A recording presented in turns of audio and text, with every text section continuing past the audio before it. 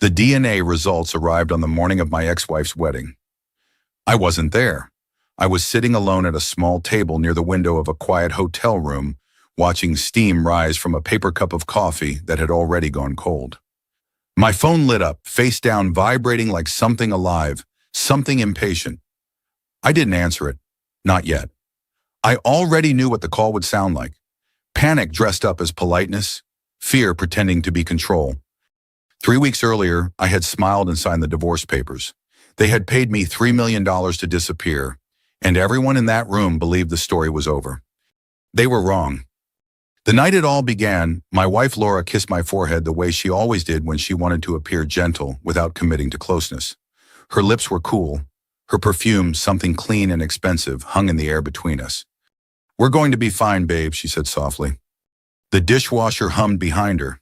The kitchen lights were too bright for that hour bouncing off the marble countertops we'd picked together years ago. I nodded because nodding was easier than asking questions I already knew the answers to. 5 minutes later, my phone rang.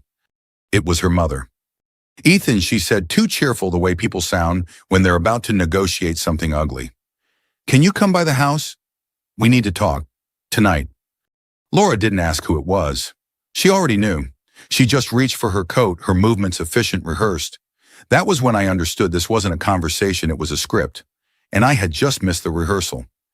Her parents' house sat at the end of a quiet cul-de-sac in a neighborhood where trees were trimmed weekly, and the neighbors waved without ever really looking at you. Inside, everything smelled faintly of lemon polish and money. Art on the walls that wasn't there to be enjoyed, only displayed. A low table already set with glasses we hadn't asked for. Her father sat rigid on the couch. Her mother stood by the fireplace. And beside them, as if summoned from central casting, was a man in a gray suit I recognized immediately, Mr. Halpern, the family attorney. "Let's be practical," her mother said before I'd even sat down. An envelope slid across the table toward me. Thick, cream-colored. Inside it, a single page with a number printed so neatly it almost felt polite. $3 million. "For you to sign the divorce papers tonight," she continued as if explaining a warranty, "and move on with your life." Laura stood near the window, her back to me, staring out at the dark street, like it had answers she didn't want to hear. I didn't ask why. I didn't ask how long. I didn't ask who. Because betrayal rarely arrives all at once. It comes in fragments. A password changed here. A late meeting there. A look that passes through you instead of landing on you. "What about the other part?" I asked calmly. Her mother tilted her head, confused. "Other part?" "The truth," I said. Silence, the kind that hums louder than conversation. Her father cleared his throat. "This is best for everyone." I looked at Laura. She didn't look back. That was the moment something inside me went quiet. Not broken, just quiet. Like a room after the furniture's been removed. I smiled. "Congratulations," I said. Her mother frowned. "Excuse me?" "On the new chapter," I replied. "The baby. The wedding. The life you were so careful not to include me in." Laura finally turned. Her face tightened, not with guilt, but with irritation. As if I was making this harder than necessary. Mr. Halpern slid a folder toward me. Divorce papers. An NDA. A confidentiality clause wide enough to silence a lifetime. "Sign here," he said smoothly. "The funds will be transferred immediately." I picked up the pen, then paused. "I want this notarized," I said. "Filed at the courthouse. And the wire transfer needs to be in my name, tonight." Her mother smiled, relieved. She thought she'd won. "Of course," she said. "Whatever you need." They thought I was focused on the money. They didn't understand that money leaves footprints. And footprints tell stories. At the courthouse, the air smelled like old paper and cold air conditioning. People sat in rows holding folders, waiting for their lives to change quietly. I signed without shaking. Laura's hand trembled. Her mother signed like she was closing a real estate deal. The money hit my account before I left the building. I saved the receipt, screenshot, email, cloud backup, 3 places, habit, not fear. When I got home that night, my home for the last time, I packed slowly. Not out of heartbreak, out of clarity. At the bottom of a drawer beneath old insurance documents, I found a thin medical file. Mine, from years ago. A consult after a procedure Laura rarely remembered. Low probability of conception, the doctor had said then. Possible but unlikely. Twins pituitary. I sat on the edge of the bed, the room smelling faintly of laundry detergent and something else I couldn't name. Maybe endings. My phone buzzed. A text from Laura, I hope you're okay. I didn't respond. Instead, I stared at the file in my hands and felt something unfamiliar settle in my chest. Not rage, not grief. Focus. Because if she was pregnant with twins, then someone was lying. And I had just been paid to leave the room before the truth arrived. I didn't leave town because I was running. I left because distance makes patterns visible. 2 days after the courthouse, I checked into a hotel just off the interstate. One of those places designed to feel anonymous on purpose. Beige walls, muted art, the low constant hum of an HVAC unit that never quite shuts off. I placed my suitcase by the bed, set my keys on the desk, and stood there for a long moment, hands on my hips, listening to the quiet. It was the first time in 23 years that no one expected anything from me. I poured myself a cup of coffee from the room's cheap machine. It tasted burnt and metallic, but I drank it anyway. Ritual mattered more than comfort. I opened my laptop and began doing what I had always done best, organizing information. Divorce filing confirmed, wire transfer confirmed, notarized signatures scanned and saved, NDA highlighted, annotated, flagged. The confidentiality clause was aggressive, too aggressive. It barred me from discussing any matter pertaining to the marriage, its dissolution, or any related personal, medical, or professional circumstances. That kind of language wasn't written to protect feelings. It was written to protect reputations. I forwarded the documents to Marcy, a paralegal I'd known since college.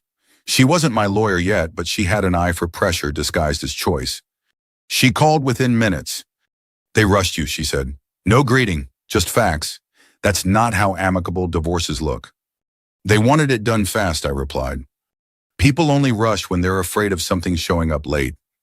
I stared at the wall while she spoke. I signed anyway. I figured, she said, and that might have been the smartest move you could have made. That night I slept for 4 straight hours. It felt like hibernation. The next morning my phone buzzed with an unfamiliar email address. No greeting, just an automated header. Prenatal paternity test appointment confirmation. I read it twice. Date scheduled Wednesday. Estimated results Friday 10 a.m. I wasn't listed as the patient or the father, but my old email, one Laura and I had once shared for insurance, was still attached as an outdated emergency contact. They were in a hurry. I forwarded the email to Marcy without comment. Her response came back in all caps. Do not contact anyone. Save everything. I spent the afternoon walking aimlessly around the hotel parking lot. The asphalt shimmered in the heat. Cars came and went. Families passed through with suitcases and tired kids arguing softly about directions and dinner plans. Life continuing indifferent. On social media, Laura's family was anything but subtle. Photos of flower samples, venue walkthroughs, a caption that read, "New beginnings are beautiful things." I didn't feel jealous. I felt replaced, like a house that had been emptied, repainted, and relisted before the previous owner even found a new address. That evening, another message came in. A number I didn't recognize. Unknown. You should know they're pushing the DNA results before the wedding on purpose. Me, who is this unknown? Someone who doesn't like being told what to forget. I typed, erased, typed again. Me, why tell me? 3 dots appeared, then disappeared. No response. On Thursday, Marcy called again. They're laying groundwork, she said. NDA plus money plus speed. That's not closure. That's containment. Can they undo it? I asked. The agreement, she paused. If there's coercion, or if material facts were hidden, especially medical ones. I thought of the file in my bag, the consult, the probabilities. I have something, I said. Don't tell me over the phone, she replied immediately. Just hold it. That night, Laura finally called. Her name lit up my screen like muscle memory. I almost didn't answer. Almost. Did you get there okay? She asked, voice thin, stretched. I did. Silence. I could hear something in the background. Music, laughter, planning. I didn't want it to happen like this, she said. No one ever does, I replied. You didn't even fight. I let out a slow breath. I didn't need to. She swallowed. I could hear it. You're acting like you know something. I know enough, I said. Ethan. I'm not your enemy, I interrupted gently. But I'm not your cover story either. She hung up. Friday morning arrived quietly. Too quietly. I woke before my alarm, showered, dressed, and sat at the small table by the window. I set my phone face down beside my coffee, just like I'd imagined. At 9:58 a.m., my hands were steady. At 10:01, the phone vibrated once, then again. I didn't pick it up. At 10:02, it rang. This time I answered. Ethan, her mother said, breathless but trying to sound composed. Are you somewhere private? I closed my eyes. Yes, I said, I am. I didn't ask her what was wrong. I didn't need to. Her breathing told me everything. It came in shallow bursts, like she was standing in a room that had suddenly grown too small. There's been a complication, my mother-in-law said carefully, as if choosing the right word might still save her. I waited. The results, they don't say what we expected. Behind her voice I could hear movement. Shoes on tile, a door opening and closing too hard, someone crying and trying to stop. I see, I said. The silence on the other end stretched. She had expected anger, questions, bargaining. Instead, she got calm. Did you know about the test, she asked finally. I looked out the window at the parking lot below. A man loading suitcases into the trunk of a rental car. A woman holding a coffee cup with both hands like it was something fragile. You were in such a hurry, I said evenly. I assumed you'd handle the details. Her breath caught. This isn't the time for that tone, Ethan. No, I agreed, it isn't. A new voice cut in sharply, Greg's. Laura's boss, the groom-to-be. The lab screwed up, he said loud enough that I could hear him even when he wasn't holding the phone. That's what they do sometimes. Tests fail. They don't fail like this, I replied. How would you know, he snapped. Because I wasn't the father and neither were you, I thought.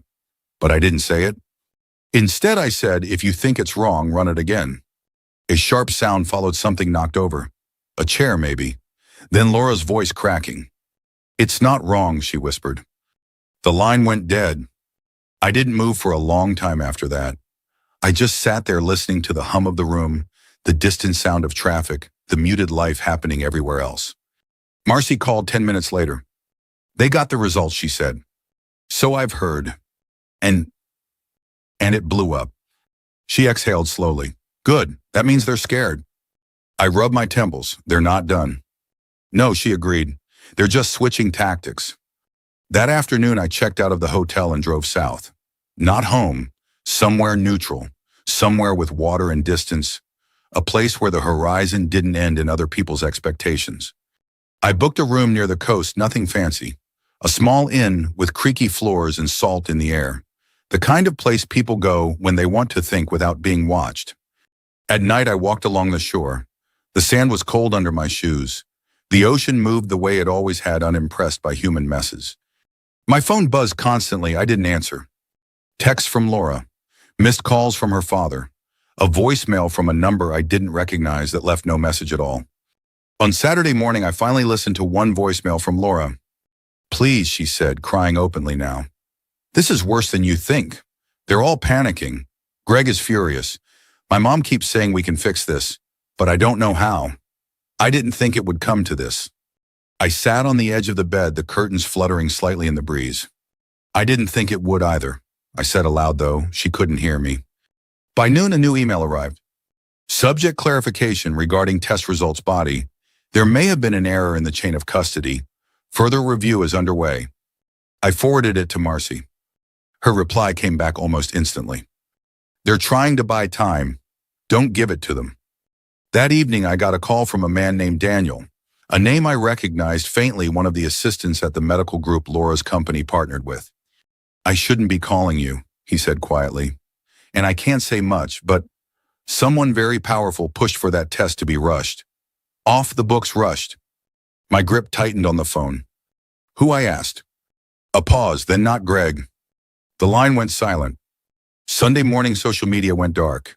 No more wedding posts, no more smiling captions. Silence, sudden and total. That told me more than any confession could. By Sunday night, Marcy called again. They're going to reach out soon, she said, probably with another offer. I'm not for sale, I replied. I know, but they don't. Monday came with rain, the steady kind that makes everything feel heavier. I sat at a small cafe near the pier, nursing black coffee that tasted like burnt wood. At 7:43 a.m., an email appeared. From unknown sender at secure mail subject, you deserve the full truth. I stared at the screen. The body contained only one line. The father isn't a stranger. It's someone who's been in the room the whole time. My stomach tightened, not in shock, but in recognition. Like hearing a word you already knew but hadn't said out loud. A second message followed seconds later. If you want proof, meet me tomorrow. 7 a.m. alone. I have the audio. I closed my laptop slowly. The waves outside crashed against the rocks below the cafe. Loud, final, unapologetic. For the first time since I'd signed those papers, I felt something shift. Not relief, not triumph. Resolve. Because this wasn't about embarrassment or revenge anymore. This was about how far people were willing to go to keep the truth buried. And how loud it gets when it starts digging its way out. I arrived back in town the night before the wedding. Not because I wanted to see them, because I wanted to be close enough to hear the truth when it finally broke.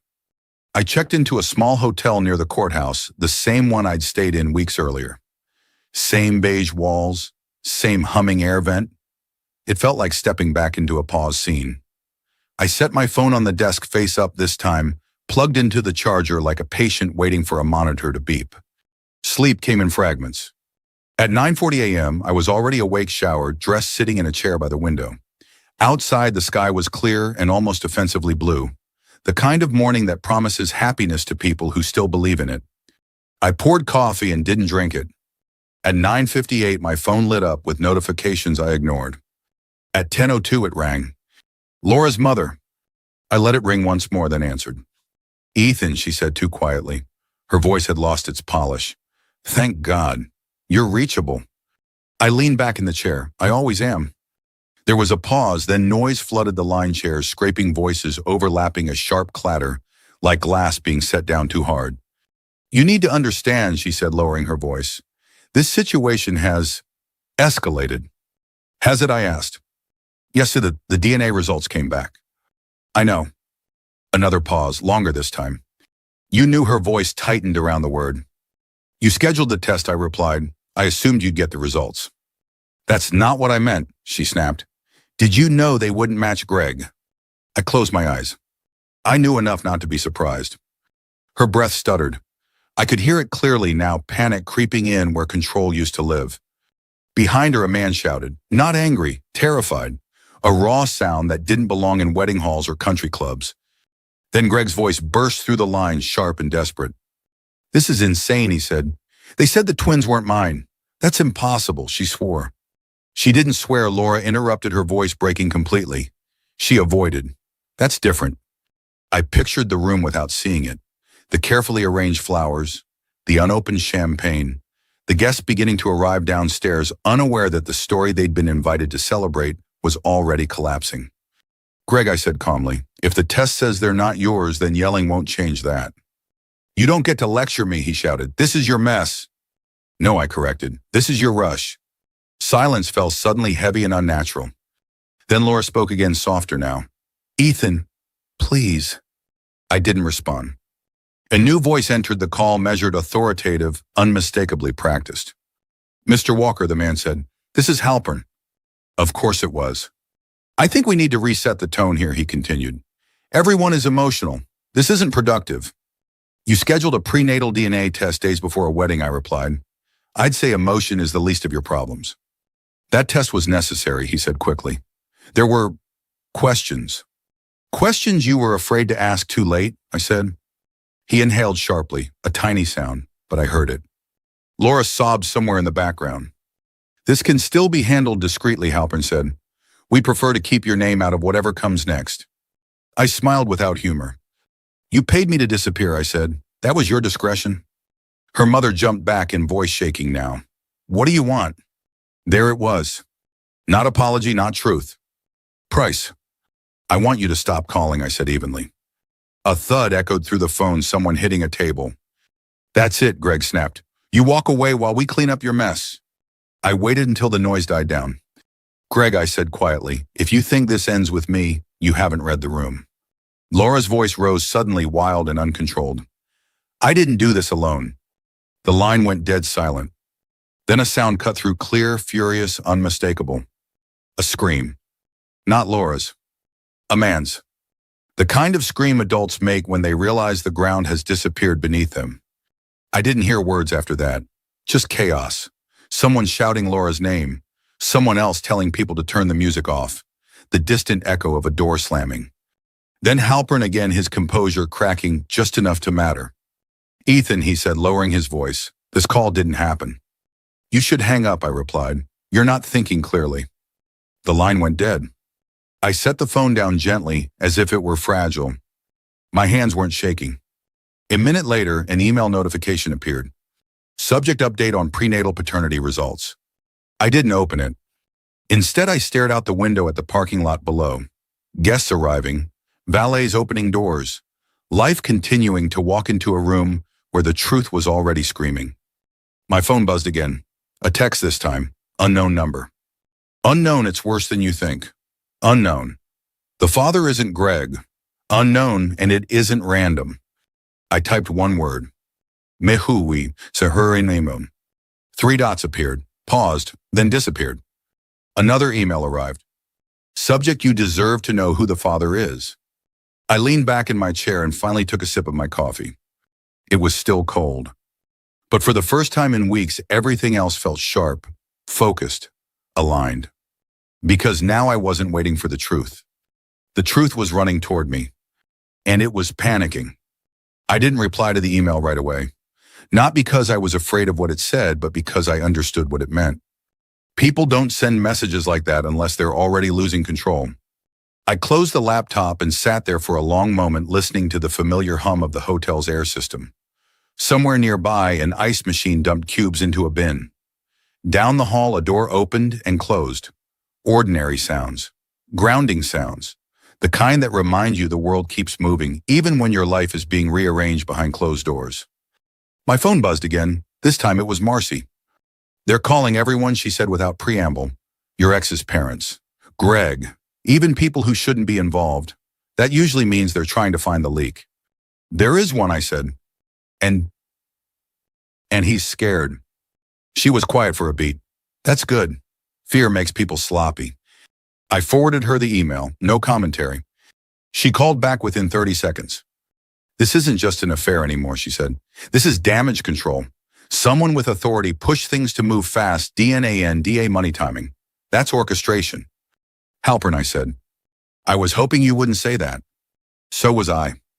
By late afternoon, my phone rang again. Laura's father this time. I let it go to voicemail. Ethan, his message said, voice strained. We need to talk, in person. This has gone too far. I smiled faintly. It had gone exactly far enough. I agreed to meet them the next morning on my terms. Not at their house, not at the club, at Halpern's office, neutral ground, glass walls, conference table, somewhere where words like to echo. When I arrived, they were already seated. Laura sat stiffly at one end of the table, eyes red, makeup carefully reapplied like armor. Her parents sat side by side, their posture tight rehearsed. And at the head, as expected, was Halpern, immaculate suit, calm expression, fingers steepled as if he were moderating a board meeting instead of a collapse. Thank you for coming, he said smoothly. I didn't come for you, I replied, taking a seat. I came to listen. Laura looked up at me then. Really looked. For the first time in weeks, she seemed to realize I wasn't here to be managed. Her mother spoke first. This has become complicated. It was complicated when you put money on the table, I said. Now it's just exposed. Halpern raised a hand gently. Let's stay constructive. You paid me $3 million to disappear, I said calmly.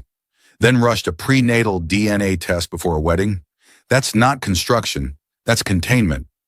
Her father bristled. You took the money. Yes, I agreed. And you left a trail. That got Halpern's attention. Just a flicker. Barely visible, but I saw it. Laura's mother leaned forward. We can amend the agreement. Of course you can, I said. You always think you can. Halpern slid a folder toward me. An updated NDA, expanded compensation. We'd like to resolve this quietly. I didn't touch it.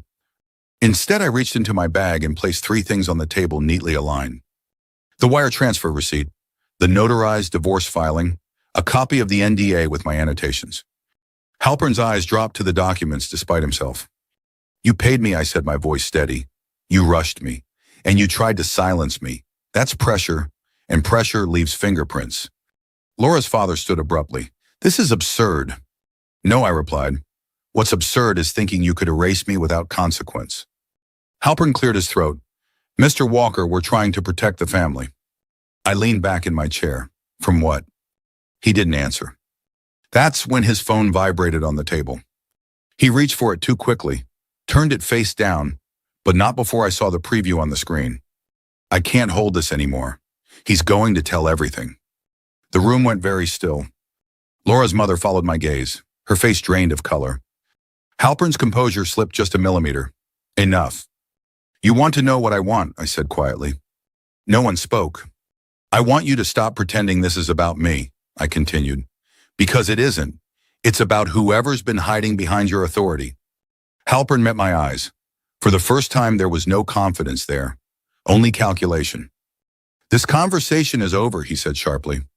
No, I replied standing. It's just finally honest. As I reached the door, my phone buzzed in my pocket. A text, unknown number. Tomorrow, 7 a.m. diner on Route 9. Come alone, I have the audio. I didn't turn back. Behind me, I heard Laura whisper my name. I kept walking. Because whatever they'd been protecting was bigger than a wedding, bigger than an affair. And someone inside their circle was about to break. The diner sat just off Route 9, tucked between a gas station and a car wash. The kind of place people only noticed when they needed coffee, at an hour that felt too early to belong to anyone. The neon sign buzzed faintly, one letter flickering, like it was tired of pretending everything worked. Inside, the smell of bacon grease and burnt coffee wrapped around me the moment I pushed the door open. It was 6:58 a.m. I chose a booth near the wall, my back to the window. Not because I was afraid, but because I didn't want to be distracted by movement.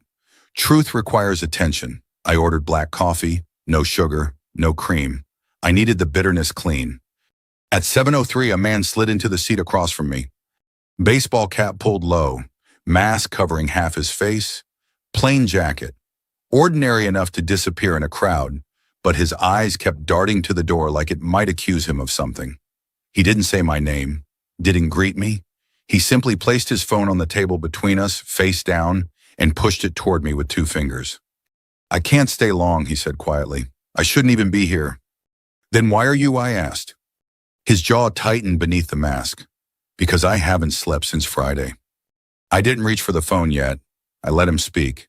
People tell the truth more easily when they don't feel rushed. They told us it was urgent, he continued. Special handling. Confidential. No paper trail beyond the minimum. I thought it was just rich people being rich. And then I asked. And then I realized who was calling the shots. My fingers brushed the edge of the phone. The screen was warm, like it had been held too tightly. Who? I said. He hesitated, then exhaled through his nose, sharp and controlled. Halpern. The name landed exactly where I expected it to. He came in himself, the man went on. Didn't send an assistant, didn't email. He stood there and smiled and told us this had to be done before the wedding, said the family couldn't afford uncertainty, said mistakes would be unfortunate. What kind of mistakes? I asked. He swallowed. The kind that get blamed on someone lower down. I nodded once, the audio. He unlocked the phone with shaking fingers and slid it back toward me. It's all there. I recorded it because I needed insurance. I pressed play. Halpern's voice filled the space between us, calm and cultured, the sound of a man used to closing rooms. You understand this needs to be settled before the ceremony, he said in the recording. There's too much at stake to let timing interfere. A woman's voice followed, strained, frightened. But the results, if they come back wrong? They won't, Halpern replied smoothly. And if they do, we'll know how to interpret them. But he's not the father, the woman whispered. There was a pause, a breath. Don't be naive, Halpern said. The father is me, and you're not going to destroy a family over biology. My chest went cold, like someone had opened a window inside me. The audio ended. The diner felt louder suddenly. Forks clinking, coffee pouring, a truck rumbling past outside. Normal sounds pressing in, unaware they were sharing space with something radioactive. I didn't react, not outwardly. Inside, something final settled into place. So it wasn't just an affair, I said quietly. The man shook his head. It was a plan. I saved the file to my phone, then sent it to Marcy with one-word audio. Her response came back before I could lock the screen. Do not confront anyone. Come straight to me now. I looked up at the man across from me. You did the right thing. He gave a humorless laugh. I hope that's true. He stood quickly, dropped cash on the table, and disappeared out the door without looking back. I sat there for another minute, letting the coffee cool. When I stood, I didn't feel shaken. I felt precise. At Marcy's office, she listened to the recording twice. The first time her face stayed neutral. The second time she removed her glasses and leaned back in her chair, staring at the ceiling. This changes everything, she said finally. I don't want a public spectacle, I replied. I don't want babies punished for adult decisions. She nodded. Then we do this clean, legally, permanently. She outlined it like a checklist. Fraud, coercion, abuse of authority, witness intimidation, enough leverage to make even powerful people rethink their confidence. My phone buzzed again. Laura. I didn't answer. Instead, I watched Marcy organize the evidence into folders, each labeled, each calm and deliberate. For the first time since that night in the kitchen, since the forehead kiss and the lie that followed, I felt something I hadn't expected. Not satisfaction. Control. Because the truth wasn't something I had to shout. It was something I could place carefully on the table and let speak for itself. The final meeting didn't happen in a courtroom. It happened in a glass-walled conference room overlooking a parking lot that smelled faintly of hot asphalt and rain. No spectators, no raised voices. Just a long table, a pot of coffee no one touched, and the kind of silence that forms when everyone understands the stakes. Marcy sat beside me, posture relaxed, a yellow legal pad in front of her. Across the table were Laura's parents, stiff and pale, and Halpern still composed but no longer untouchable. Laura arrived last. She looked smaller than I remembered, not physically, morally, like someone who had been holding up a collapsing structure with bare hands and finally let go.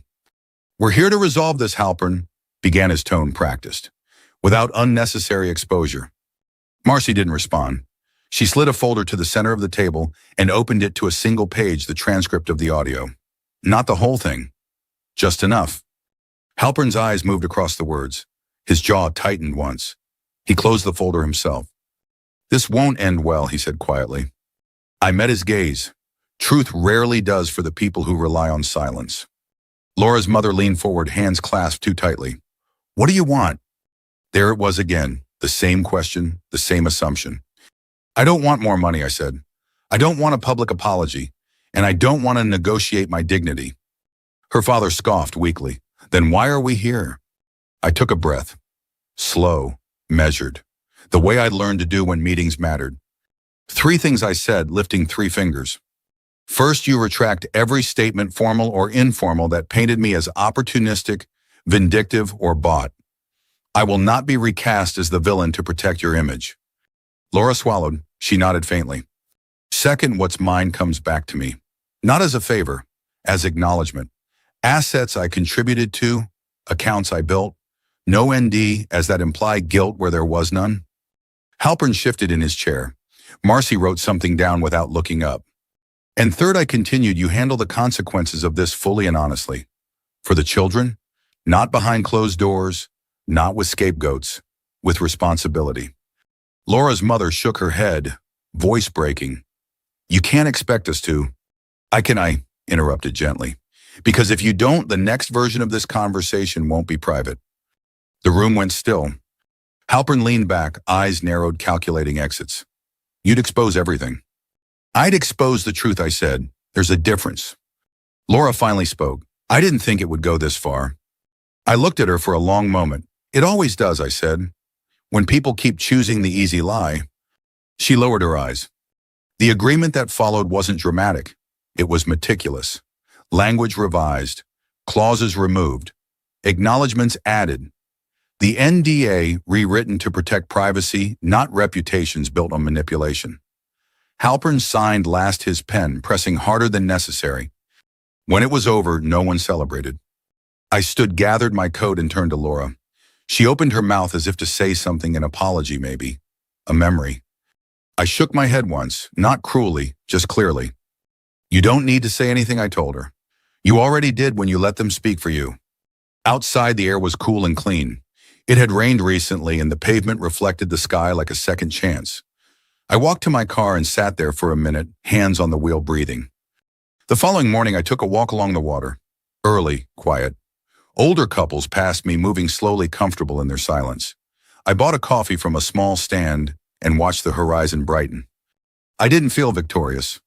I felt unburdened. Back home, I changed the locks, deleted old contacts, filed documents into a drawer labeled closed. When Laura's name appeared on my phone one last time, I didn't hesitate. I deleted it. Some endings don't need fireworks. They need air. If you've stayed with me this far, I want to ask you something honestly. If you had been in my place, would you have signed and walked away? Or would you have fought from the very first minute? Tell me in the comments where you're listening from. I read them. I really do. And if stories like this, quiet justice, hard truths, and endings that let you breathe matter to you, consider subscribing. We share them every day, and your presence means more than you know. Let's keep walking this road together.